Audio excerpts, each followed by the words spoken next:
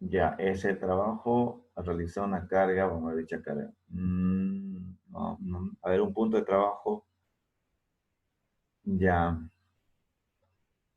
Bien. Ya podemos decir, van por ahí, ¿no? Pero no es la respuesta o no es aproximada, ¿no? Por ahí, están queriendo dar respuesta. El potencial eléctrico es la diferencia de potencial, por si acaso, la diferencia de potencial entre un punto y alguna superficie equipotencial, ¿ya? En este caso estamos hablando de cuando hacemos la medición de tierra, generamos un potencial eléctrico, generamos una diferencia de potencial entre un punto y otro, ¿ya? A eso se llama potencial eléctrico, ¿ya? No siempre tienen potencial o diferencia de potencial, también le dicen, ¿no? En el tema de cuando se habla de medir voltaje, cuando hablamos de tensión. Bien, vamos, está bien, ni modo, ni uno aportó, se aproximaron otro tipo de respuestas, pero se basaron mucho en el tema de potencial. Ya, Wikipedia, así es. No se crean todo en Wikipedia. Bien, vamos a la pregunta. Ya, unas dos preguntas más y vamos a continuar con el avance. Ya creo que en eso ya están todos. ¿Qué entendemos por tierra remota? Tierra remota. ¿Alguna vez escucharon el término?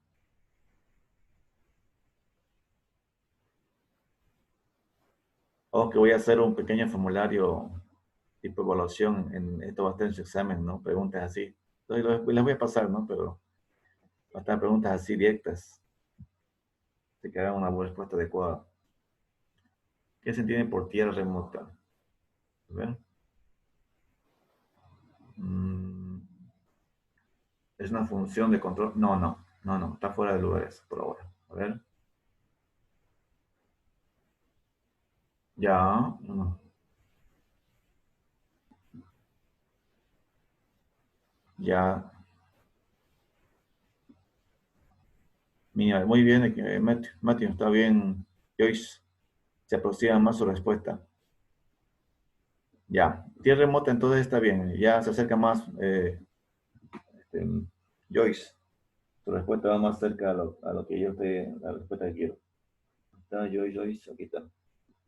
Ya, entonces, potencial eléctrico. ¿Qué es tierra remota entonces? Después vamos a ver en la gráfica, ya más hay unos interesantes diapositivas que vamos a ver ahora con respecto a ese tema, a lo que es también el potencial eléctrico y demás, ¿no? El tema de choque y de paso. Por ejemplo, en la tierra remota es una zona suficientemente, por decir, alejada, ya, con respecto a una puesta a tierra, ya una puesta a tierra que ustedes estarían considerando, ya, y una tierra remota está fuera de ese rango, ya, en la cual, por ejemplo, se puede asumir que el potencial en ese punto alejado es cero, ya.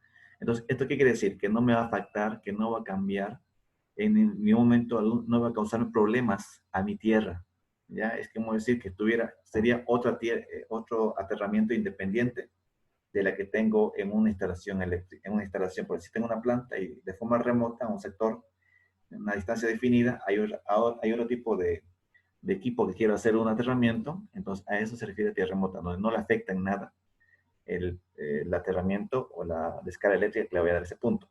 ¿Entiendes? A eso se refiere a tierra remota. Igualmente, mires, tienen que medir, o sea, el potencial que se genera entre esos puntos va a ser cero. Ya. Entonces, con eso quería hacer una pequeña introducción, lo que son unos pequeños conceptitos que ustedes tienen que tenerlo claro. Ya está bien, sí. Así estaba bien, Ovidio. Ovidio, ya. Ovidio, ¿dónde está Ovidio? Va bien tu respuesta, igual Ovidio. Y Carlos dio, ya. Ovidio. Ahí está. ¿Dónde está Ovidio? Aquí, Chávez. Aquí está, ya. Bien, vamos a hacer la diapositiva entonces, ¿ya? Bien, aquí tengo entonces lo que es estira del terreno, ¿ya? Este ya vimos en día de ayer. Se refiere a la oposición a paso de la corriente, lógicamente, pero no sencillamente indicamos solo resistencia, sino que hay otros componentes donde defines el área, la longitud, ¿no? Y también el tema del pH de la tierra, no habíamos hablado sobre eso. Otro factor también que afecta a la elasticidad del terreno también influye mucho los factores, más que todo la humedad, la temperatura y sobre todo también terrenos compactados, ¿no? Y también la naturaleza del terreno que hemos visto ayer, ¿no? Que es gredoso, arcilla, por decir, compactación de piedras, ¿no? En general.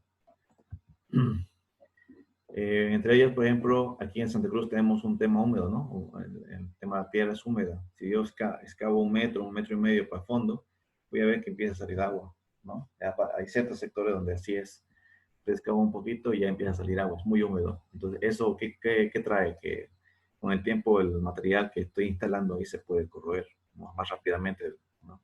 Del que podría estar instalado en otro lugar. Entonces, según la humedad del terreno, mientras más húmedo sea, más baja será la resistencia, es verdad. Pero también esto tiene su consecuencia, ¿no? Que la corrosión también es un problema. Ahora, el tema de compactación, también tengo el tema de la actividad disminuye. Este de compactación está más que todo por el altiplano, ¿no? Tierras o hay también aquí en algún sector así, bien compactados, piedrosos, donde no es más complicado llegar a una tierra adecuada, a una resistividad adecuada para hacer una, una puesta a tierra ideal, digamos, una adecuada. Bien, aquí viene a ser una normativa, la normativa, la IEE 80, que es la norma del tema de instalaciones en puesta a tierra, indica que toda instalación eléctrica debe disponer de una protección o instalación a tierra, ¿ya?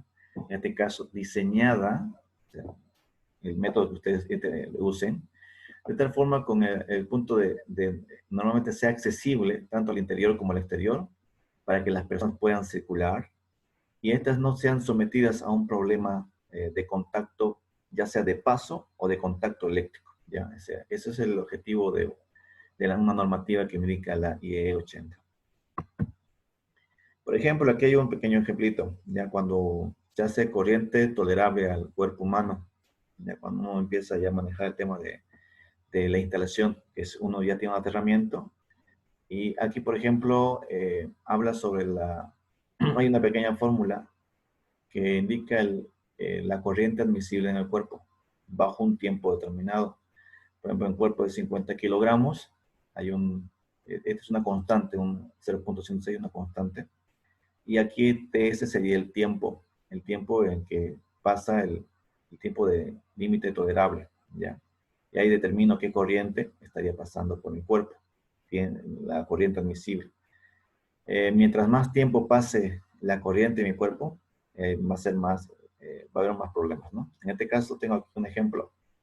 Un cuerpo de 70 kilos resiste una corriente de 0.16 amperes, 160 miliamperes, por un lapso de un segundo, o 0.05 amperes por un lapso de 10 segundos. Entonces, esta es una relación de cómo soporta el cuerpo humano una corriente que pasa por el mismo. O bien, cuando una persona de 50 kilos, ¿no? Y soporta menos. Entonces, ayer habíamos mencionado acerca de esta relación, ¿no? De que cuando una persona pesa menos, es más, la corriente que pasa por él va a ser más, en sí le afecta más que a una persona que tiene un poco más de peso. A pesar que es mayor, ¿no? El amperaje, pero como pueden ver casi no hay mucha diferencia, le afecta más al que tiene menor peso. Es una relación, esta fórmula muchas veces usan para hacer el tema de paso, las pruebas de paso y de choque. Vamos a ver un poquito esto. Entre esta relación de las tensiones de las corrientes que hemos visto que pasa por el cuerpo, esto ya, bueno, lo vimos el día de ayer, ¿no? Entre menores a 0, de 1 miliamper a 25 miliamper, tenemos un rango de que puede haber un simple cosquilleo hasta contracciones musculares o aumento de presión sanguínea. Esto estamos hablando de 25 miliamper. De aquí empieza el problema, ¿ya? En otro caso, ahorita, por favor, finalizar esto. Me voy a cerrar esto acá. Ahora sí. Sigamos.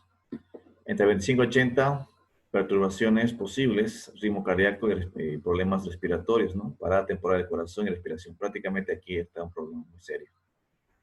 De 80 para adelante ya son zonas peligrosas que puede causar fibrilación ventricular, que es que prácticamente el corazón ya no trabaja normal.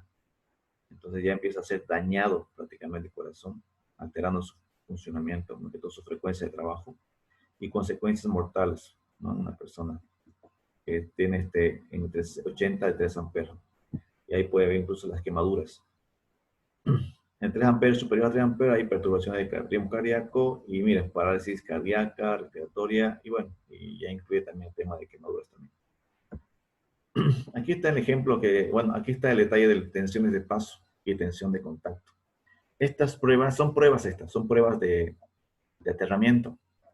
Esta tensión de paso se hace cuando quieran definir, por ejemplo, si es que esa persona, al circular sobre un punto específico, le va a caer una descarga eléctrica, pero es una descarga que, que va a tierra, ya en tierra. Por esa razón es que se hace el tema de las mallas o, más que todo esto estamos hablando en instalaciones de aterramiento de media y baja tensión, de media y alta tensión. Más que todo aplica esto aquí.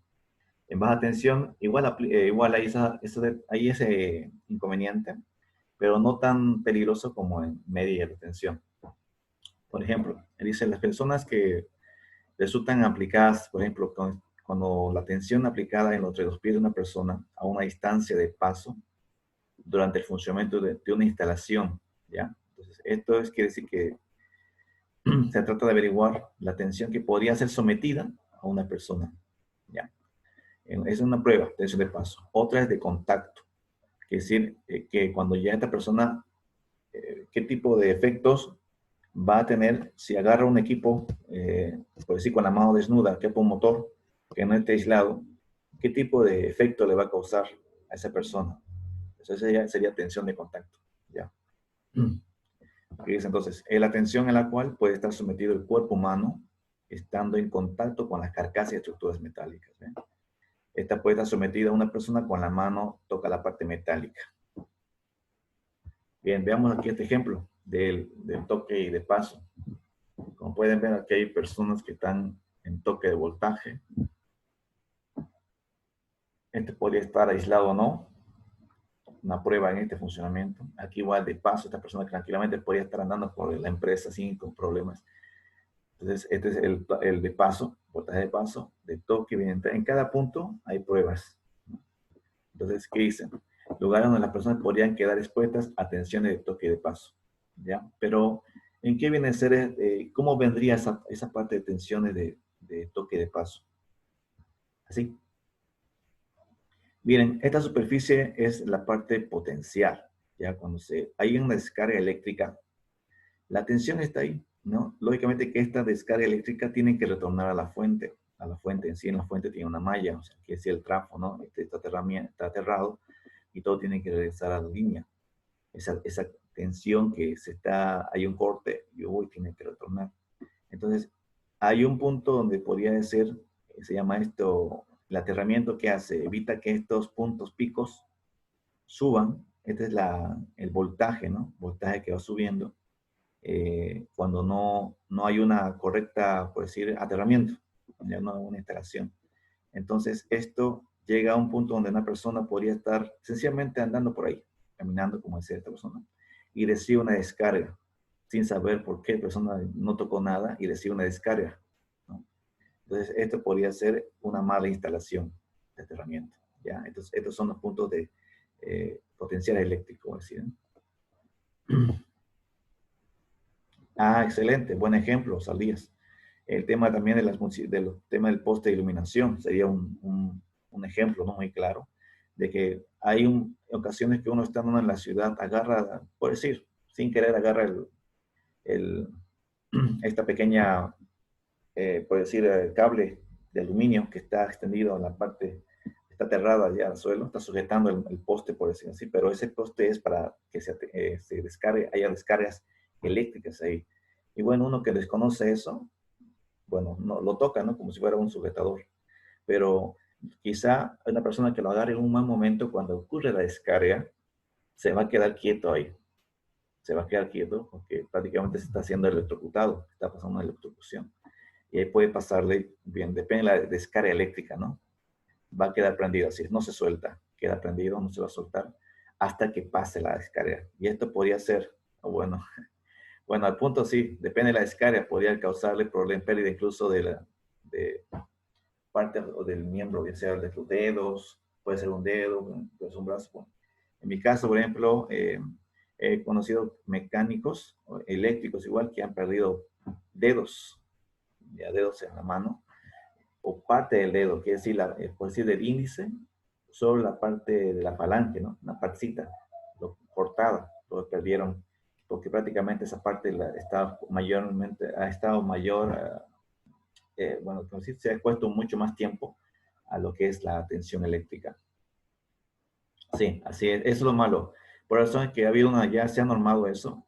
Ahora la CRE está aislando todo eso. Ya más que todo ha pasado porque hay niños que se han electrocutado con esto. Ha habido casos que los niños se han electrocutado con esas líneas que van a tierra en los postes. Ya, entonces se está aislando con una cubierta plástica toda esa parte en toda la ciudad. Bien, sería un ejemplo, ¿no? Este sería un ejemplo de lo que es la escala eléctrica. Este es otro, ¿no? En mi empresa, donde no hay un buen aterramiento, se tiene este tipo de inconvenientes. Y la tierra remota, bueno, ese es un punto donde ya es otra parte, ¿no? Ya hemos explicado sobre eso. Para este tipo de situación, hay también lo que se llaman los métodos que podría yo usar para poder resolver ese problema de la elasticidad del suelo.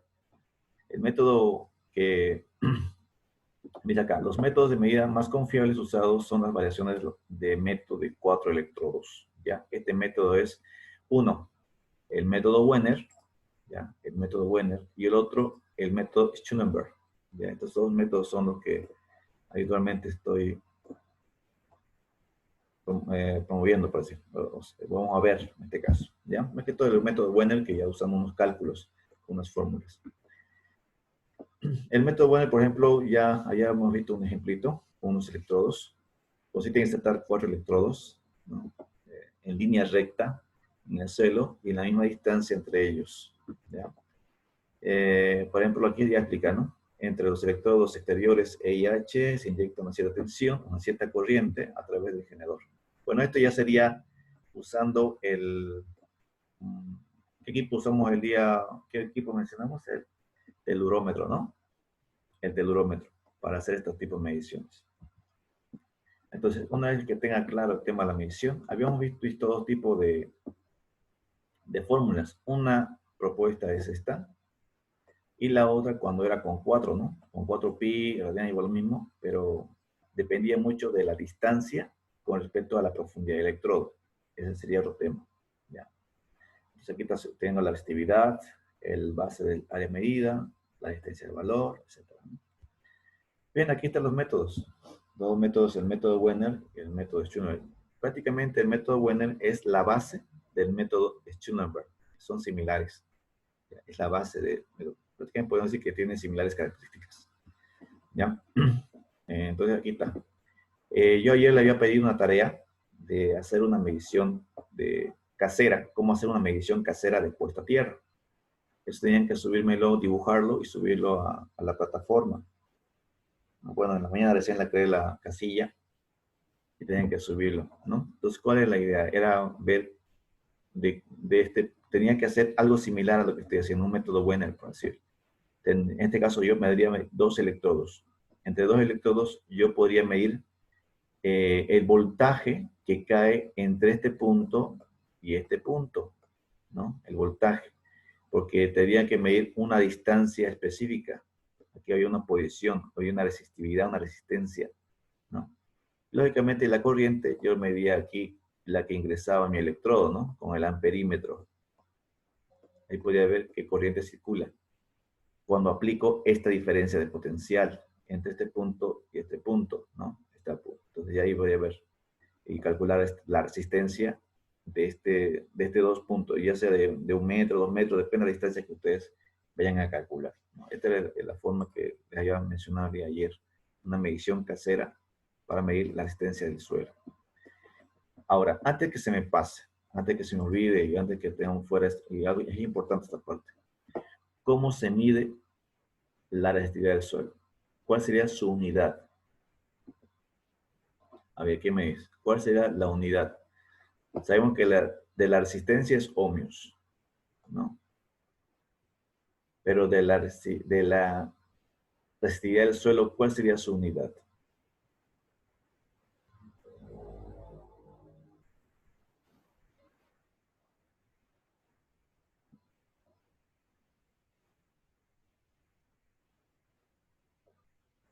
Su relatividad se mide muy bien, excelente, Aníbal. A Luis Romero, ya. Muy bien, ohmios por metros o ohmios por centímetro también, ¿no? Muy bien, Romero y Aníbal. Animación. Está bien, están atentos. ¿Dónde está Romero? Aníbal, ahí está. Y Romero, ahí está. Ya, listo. Bueno, sigamos. Esa parte antes se nos olvida. Bien, entonces el método de Schoenberg, por ejemplo, aplica algo similares características. Aquí están las fórmulas igualmente para poder hacer por este método, ¿no? ¿Ven?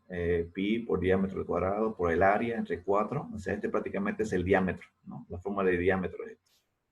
Por la resistividad del suelo, esta S habría que interpretar qué significa. Ahorita, bueno, habría que ver sus valores exactamente para interpretar esto. Pero esta sería la fórmula para definir el método por el método de Schoenberg. Acá.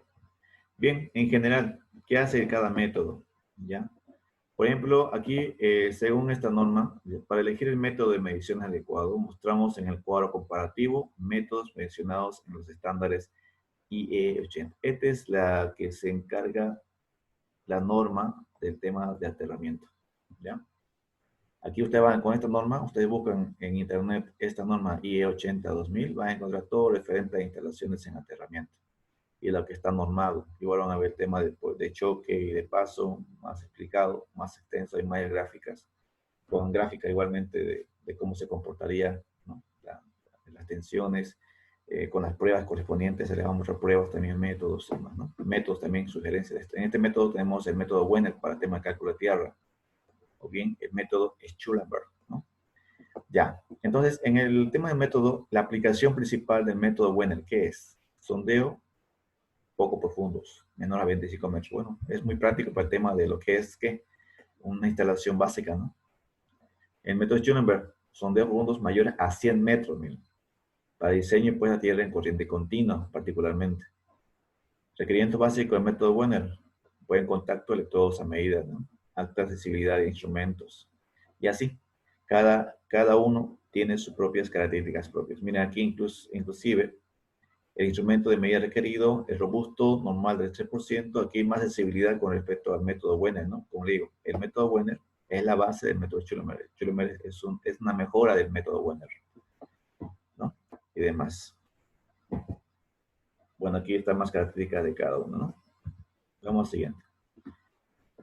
Bueno, esto ya muy bien, el tema de resistividad del suelo. Ya vimos esta parte, ¿ya? Y aquí otras fórmulas con respecto a calcular la resistividad del suelo. Ya esta fórmula ya la vimos, ¿no?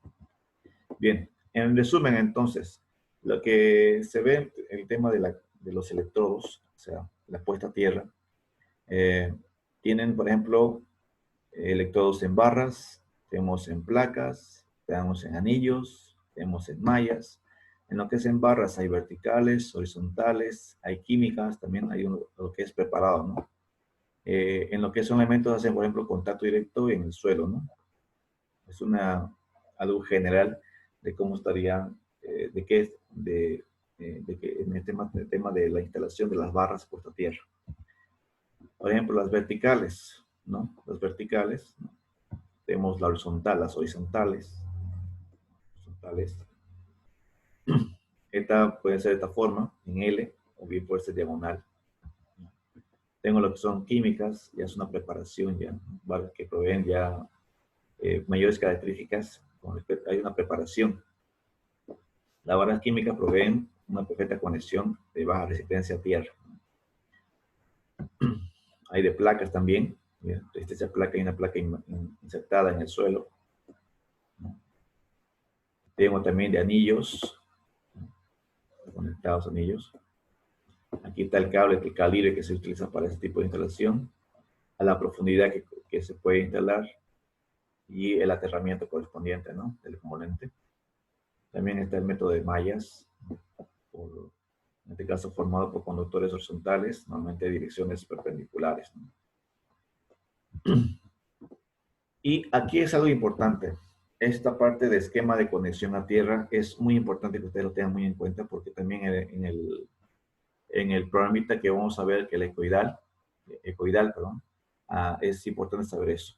Ya no puedo mezclar yo las conexiones a tierra o esquemas de conexión a tierra. Pero en este caso, ¿qué es? Especifica la forma en la que se relaciona el secundario de transformador de media tensión a baja tensión, en este caso en las masas metálicas o tierra, ¿no? En una instalación eléctrica. Bueno, ¿y esto qué va a garantizar? La seguridad en las personas, ¿no? Esto habla sobre el aterramiento que es importante en una instalación eléctrica. Aquí está la nomenclatura. Por ejemplo, ¿qué significa T? Significa I, ¿no? Significa, por ejemplo, conexión directa, conexión de punto a través de tierra. La T es masas conectadas directamente a tierra. La N, masas conectadas a punto de alimentación. La S, funciones del neutro y protección, aseguradas o conductores separados. Bueno, estas son algunas nomenclaturas que tengo que tener muy en cuenta. ¿Ya? Ven acá. Este es un esquema llamado TT. ¿Ya? Es una que está instalada en la carga, como también en el trafo. Como ven, aquí está el aterramiento a tierra. ¿Qué dice acá? Este esquema es el neutro de un transformador y las masas metálicas de los receptores que se conectan directamente, ¿ya? A tierra, sin elemento de protección alguno, ¿ya? A tomas separadas. Este sería un ejemplo de esquema de conexión.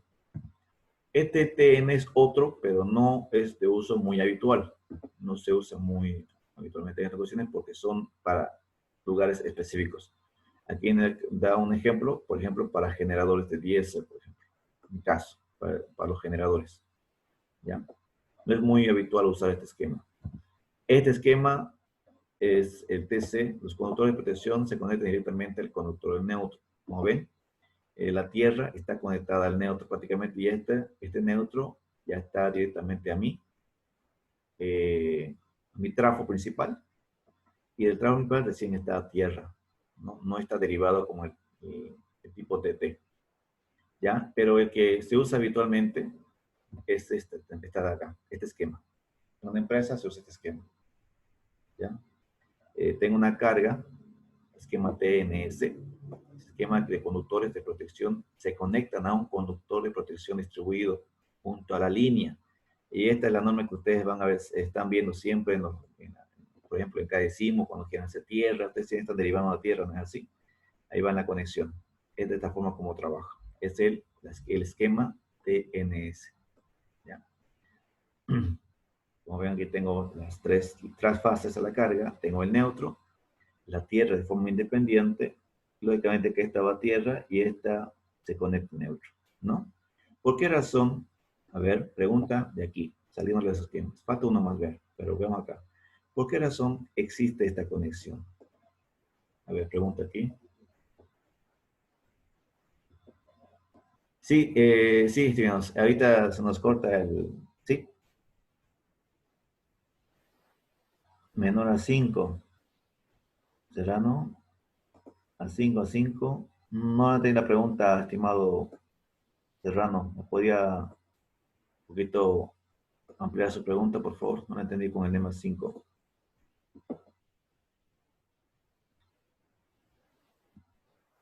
Para proteger los equipos. Sí. Para proteger tiene que tener, a ver, claro, lógicamente que eso sí, el tema de las conderivaciones, lógica, sí, ¿no? Ajá, sí, tiene que existir un circuito cerrado, ¿verdad? Es así. Debe que todo tiene que ser, por eso cuando no hay tierra, nosotros somos circuitos, cerramos el circuito, ¿no? Si nosotros no estamos, nuestro equipo no está aislado, nosotros seríamos parte del circuito, en el caso que no tuviéramos nuestras protecciones adecuadas, ¿no? Bueno, jóvenes, les voy a mandar otro link, por favor, ¿ya? Ahora se me va a cortar la conexión. Les mando en un ratito el link para continuar, para no perder el hilo, ¿ya? Enseguida los veo.